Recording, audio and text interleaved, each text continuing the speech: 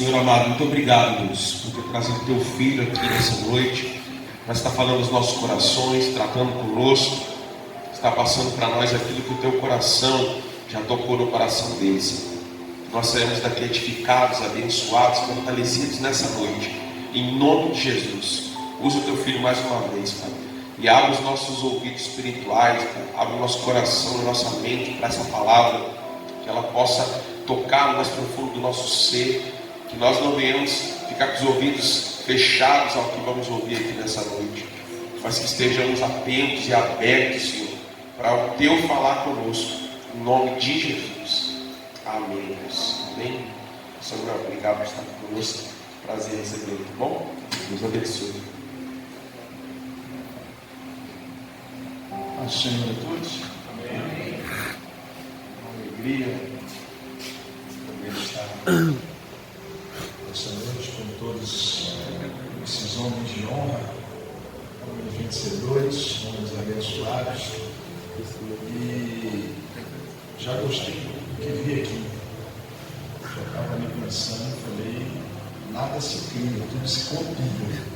Então já é uma ideia muito interessante e de suma importância aplicarmos isso na nossa igreja, porque, como o pastor Gabriel falou aqui, há uma necessidade muito grande de homens se relacionarem com outros homens a nível de amizade, a nível de confidência, a nível de estarmos juntos.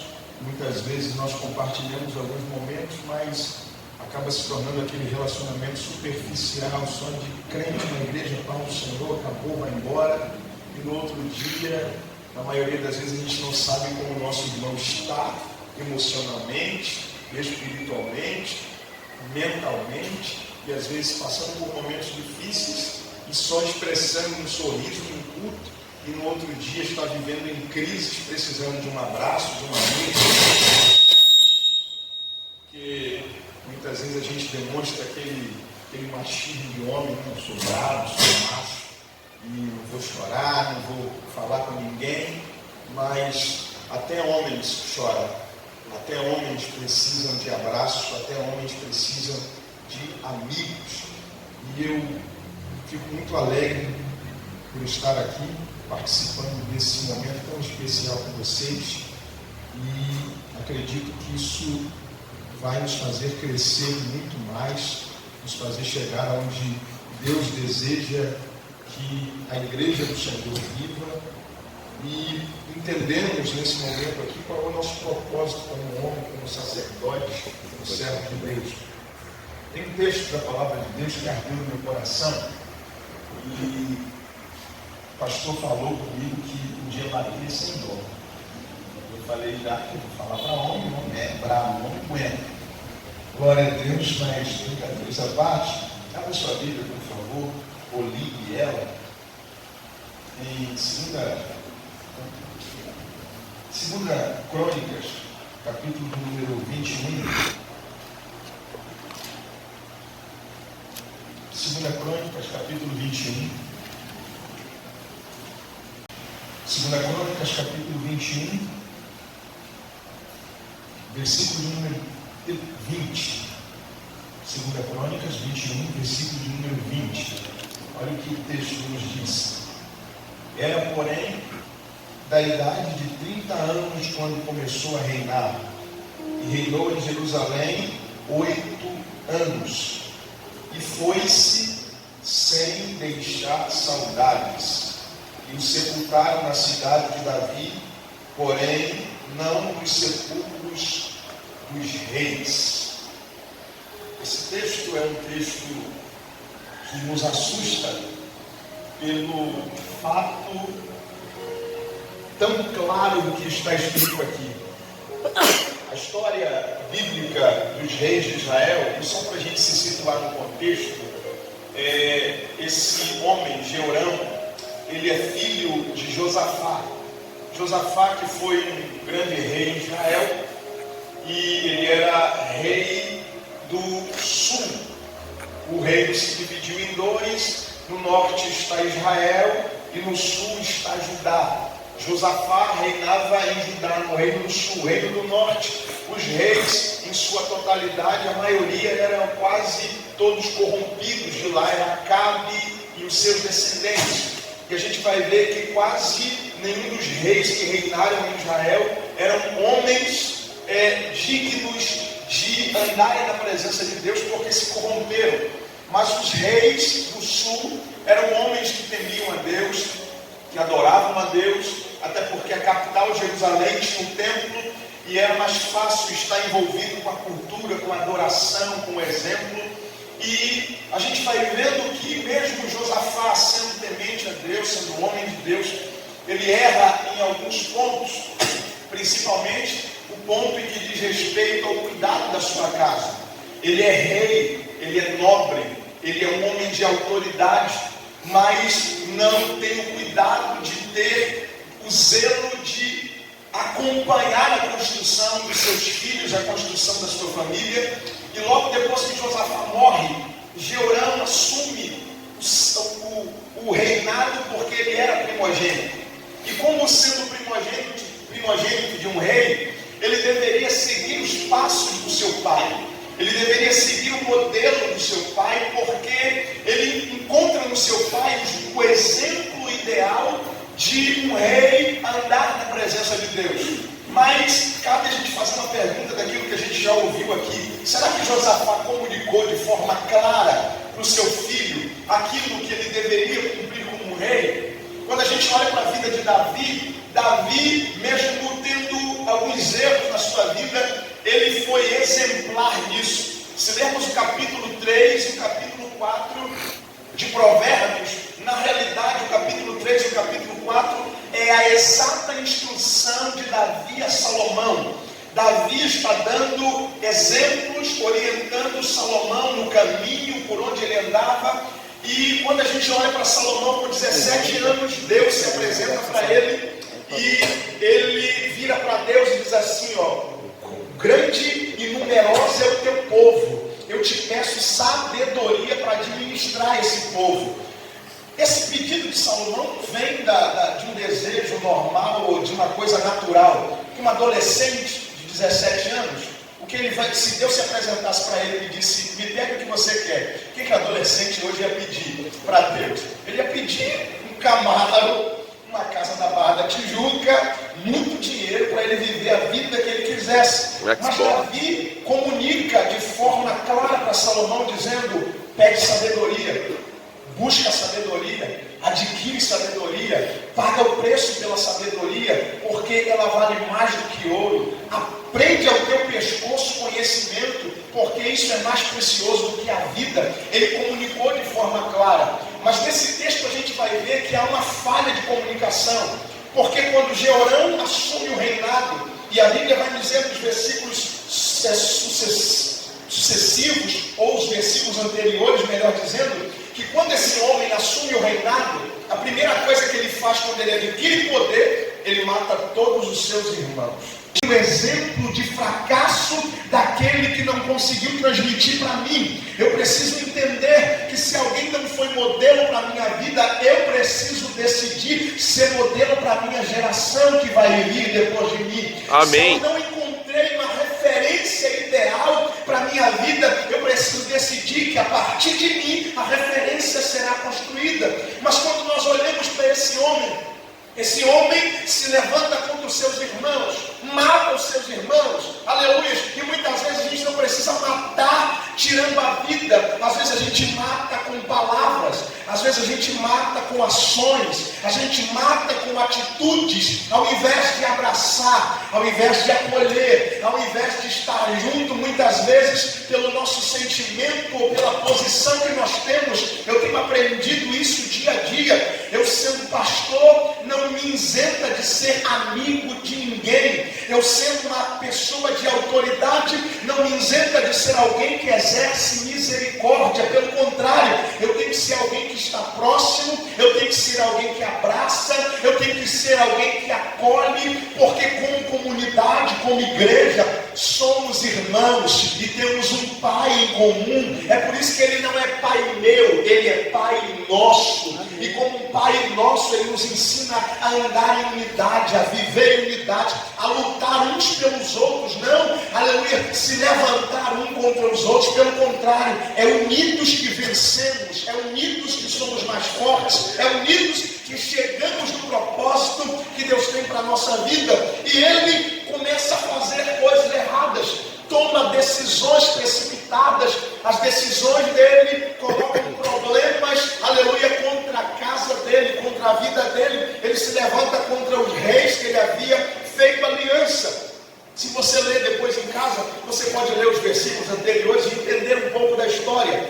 Esse homem, ele toma uma atitude de tomar decisões precipitadas. Isso aqui é algo muito importante para a gente pensar. Toda decisão que nós tomamos de forma precipitada gera consequências na nossa vida.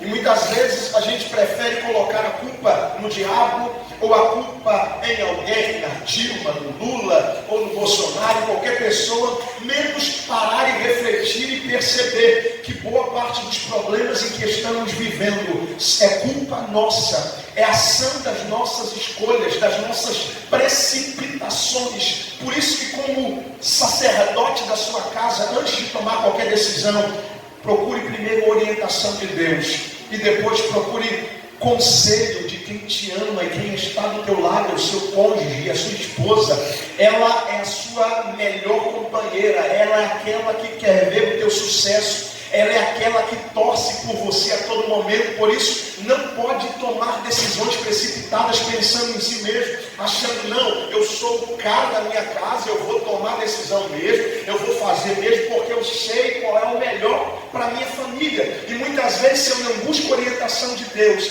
se eu não ando no caminho do Senhor e não procuro conversar com a minha adjuntora, na maioria das vezes, eu vou ouvir lá na frente aquela frase que ela vai dizer: eu não falei que você estava errado?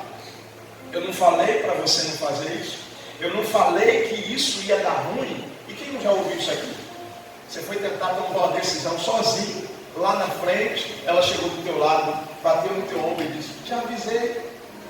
Se você tivesse dado ouvido, porque conselho, irmão, a gente ouve de quem tem mais experiência do que a gente, ou de quem nos ama. Conselho a gente não ouve de qualquer pessoa, só de quem te ama de verdade, e a sua esposa é o melhor modelo disso, é o melhor exemplo, ela te ama, e de quem tem mais experiência do que você naquela área.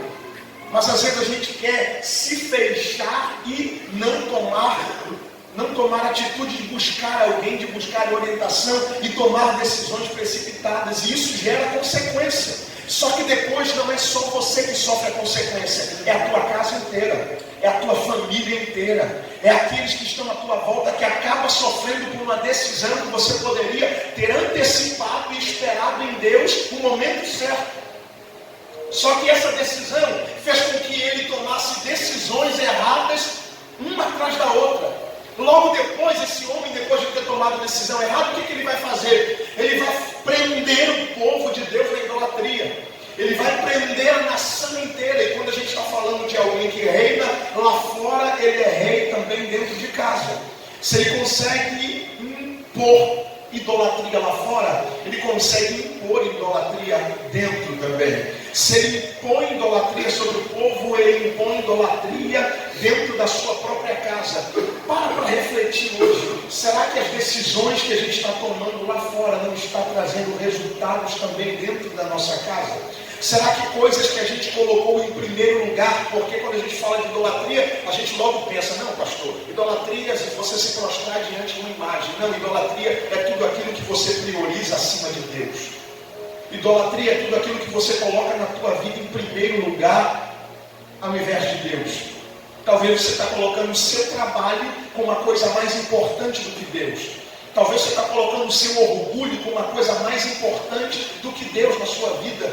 E se você consegue trocar Deus por coisas tão banais, talvez esses problemas que estão sendo gerados por causa disso está trazendo um problema sério para dentro da tua casa. Quando você coloca o trabalho em primeiro lugar, qual é o reflexo que você traz para a sua casa? Você está dizendo para a sua família que o dinheiro que você ganha no seu trabalho é mais importante do que o tempo que você gasta na presença de Deus. Meu Deus.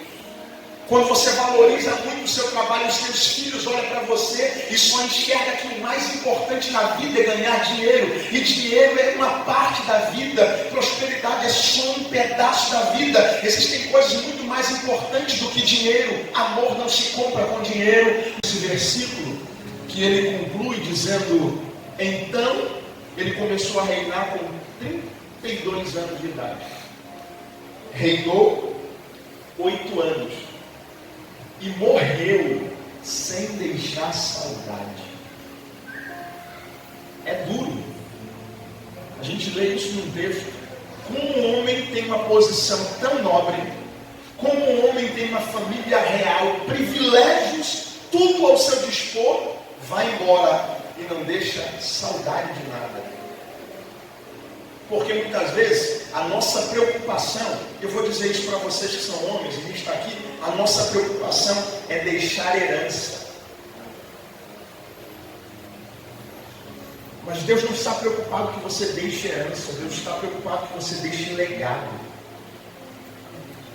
Porque herança você deixa para alguém, legado você deixa em alguém. Você pode estar construindo a melhor casa dizendo: essa casa vai ser para o meu filho. Mas o teu filho está esperando de você, sabe o quê? Eu quero que no dia que meu pai for embora, ele continue na minha memória como o melhor homem de exemplo para mim. Como o melhor homem de modelo, de servo de Deus, que temia a Deus, um homem de caráter, um homem que era modelo em tudo e eu posso segui-lo como exemplo. Não preocupado por aquilo que ele deixou para mim, mas preocupado com aquilo que ele deixou em mim. Isso nos faz refletir hoje o que nós estamos construindo, o que nós estamos desenvolvendo na nossa vida e o que nós vamos deixar para gerações posteriores. Hoje eu tenho a oportunidade de ser pai. Eu tenho um filho de 4 meses, o nome dele é Lucas. A minha preocupação hoje é todo dia declarar na vida dele: meu filho, você vai mais longe que seu pai. Você vai ser um profeta para essa geração. Você vai ser uma bênção para esse tempo. E eu quero ser boca de Deus na vida dele, porque eu não tive isso. O meu pai nunca profetizou sobre a minha vida, nunca declarou nada sobre a minha vida, e eu entendi que ainda que eu não tive, eu não posso viver baseado pelo fracasso passado. Eu preciso viver pela esperança do futuro, pela palavra que determina que tudo começa a partir de mim, tudo começa a partir das minhas escolhas, tudo começa a partir das minhas decisões. E por isso, como um homem de Deus, eu declaro, a minha, a sua casa, a partir de hoje, a partir desse tempo, a partir dessa geração, é uma casa de bênção, é uma casa de comunhão, é uma casa de paz, é uma casa de prosperidade, é uma casa que teme a Deus, porque aqui tem um sacerdote de Deus, que anda na presença de Deus, que teme a Deus, que deseja viver o melhor de Deus e ser um modelo para a sua casa, para a sua família, e dizer: ainda que eu passe, a minha família vai permanecer andando nos caminhos do Senhor, porque eu vou deixar um legado para a minha casa, eu vou deixar um legado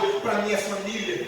Eu não vou passar sem deixar saudade, pelo contrário, eu quero passar e daqui a muitos anos alguém contar as histórias de que eu passei, que eu fui patriarca, que eu fui uma referência. Eu nunca tive pastor na minha família, eu sou o primeiro pastor da minha família, mas eu creio que os meus bisnetos irão dizer, irão contar a história. O nosso bisavô era um homem de Deus. Amém. Que deixou um legado para a nossa casa, que deixou um legado para a minha família. Por isso eu declaro: os meus filhos serão pastores, os meus netos serão pastores, os meus bisnetos serão pastores, as minhas netas, minhas filhas serão missionárias, servas de Deus, e por onde passarem vão marcar a nossa geração. Amém. Porque tudo começa a partir das nossas decisões. É um momento para você refletir o que você tem que construir. Se você fosse embora hoje, se Deus resolvesse te chamar hoje, o que você deixaria construído para os seus filhos, para a sua esposa? Porque você sabe que se você morrer, sua esposa daqui a 5 meses casa. Misericórdia, Jesus. Está escrito nas estrelas, não adianta. Só que ainda que ela case com outro, você vai ficar na mente dela como uma referência de um homem ideal? Ou vai ficar na mente dela como uma referência, graças a Deus que aquela praga morreu? E aí? Esse homem morreu e me deixou saudade. Ainda mais, no costume dos reis, eles queimavam incensos e enterravam os reis nos sepulcros dos reis. O povo nem queimou incenso, enterrou ele perto, mas não enterrou no sepulcro ideal. Quando você deixa um legado, até na tua morte as pessoas se preocupam. A gente não pode enterrar ele em qualquer lugar. A gente não pode colocar ele em qualquer lugar. Esse homem foi um modelo para nós. Esse homem fez parte da nossa vida, construiu algo em nós, não para nós. Eu quero que você saia daqui hoje pensando nisso. Não pense em construir coisas, pense em construir legado. Abrace como você não abraçava, ame como você não amava, diga que ama. Porque muitas vezes a gente pensa, não, eu já dou, eu pago a escola dele, a melhor escola, eu dou o dinheiro que ele precisa, eu dou para minha esposa o salão que ela precisa, mas muitas vezes o que ela precisa é de uma verbalização daquilo que você sente. Diga que ama, declare vitória. Não, Deus, eu estou orando e o Senhor vai abençoar a minha casa. Não, entra na tua casa, tua esposa vai dizer assim, esse homem está doido. Entra mesmo, faz igual eu de vez em quando dou essa dele, entra dentro de casa, a casa é tua, o quarto é teu. Eu profetizo vitória aqui, eu profetizo o Espírito Santo atuando dentro da nossa tua casa. E de vez em quando eu recebo alguém em casa e alguém chega lá e diz assim, que paz que tem aqui dentro. É porque tem um doido lá dentro que fica profetizando nele, que fica declarando. A gente vive pela fé. E por fé a gente constrói uma vida em Deus, um legado. Teu filho vai te ver profetizando dentro de casa, vai te ver lendo a Bíblia, vai te ver orando, vai te ver olhando para a sua esposa, que é a mãe dele, e dizendo assim, eu te amo, mulher, você é a melhor coisa da minha vida, você é a bênção de Deus na minha vida. Sabe quando esse adolescente crescer, ele vai olhar e vai dizer, eu me lembro do meu pai fazendo isso, então eu vou fazer a mesma coisa, eu vou tratar minha noiva, namorada e futura esposa do mesmo jeito que meu pai tratava minha mãe. Porque você está construindo o legado. Então, a partir de hoje, eu quero te fazer pensar mesmo. Eu acredito que esse trabalho é para fazer a gente pensar. Tira esse machismo teu. Tira às vezes, essa coisa bruta de um homem bárbaro que a gente é, muitas vezes. A gente precisa ser homem no momento certo. Mas a gente também se quebra em momentos que a gente precisa. E aprender a construir legado, a construir uma história, a construir algo que fique. Não que alguém se lembre da gente, graças a Deus que foi, meu Deus, não vi a hora de ir embora. Não, alguém se lembre, que pena que foi. Está fazendo falta. Eu estou com saudade daquele homem. Eu estou sentindo falta daquele camarada, porque quando ele estava aqui, ele alegrava a gente, ele tinha palavra de ânimo, ele tinha palavra de vitória, ele era abençoado. Então não seja como Jeorão, seja um homem de Deus, seja como Davi, seja um exemplo do teu filho, seja como Jesus, nosso melhor modelo. Ele foi o único que morreu. Você sabia que Jesus trabalhou para deixar a vaga dele para 12? Foi o único que trabalhou para perder a função. A gente briga pela posição e muitas vezes Deus, o que Jesus fez, construir um legado para que 12 desse continuidade. Construa algo na tua família para que quando você vá, a tua família dê continuidade àquilo que Deus construiu através de você, porque você é homem, sacerdócio real, nação eleita, você é povo adquirido por Deus, você é um homem de Deus, chamado para fazer a diferença, não só na sua casa, mas por onde você passar. As pessoas precisam ver em você um modelo ideal e dizer, vai ali um santo homem de Deus, um homem que faz diferença, um homem que abraça, que levanta quem precisa, que é diferencial para essa geração. Porque se a gente entender o nosso papel, a gente não muda só a nossa casa, a gente muda o nosso país, a gente muda o nosso bairro, a gente muda a nossa rua. Fica de pé, eu quero orar pela sua vida. Aleluia.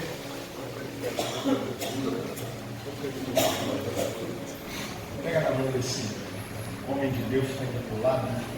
Fecha esse corredor. Glória a Deus.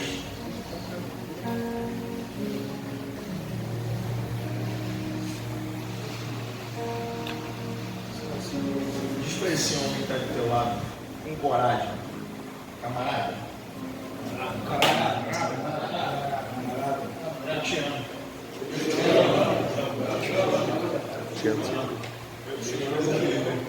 Amém, Jesus. Vamos lá, pastor. Glória a Deus. Glória a Deus. Foi bom. Aleluia. Diz para ele de novo, eu te amo. Eu te amo. Eu te amo. Amém. Aleluia a Deus. Maravilha. Abraça depois esse homem que está do teu lado. Dá um abraço nele.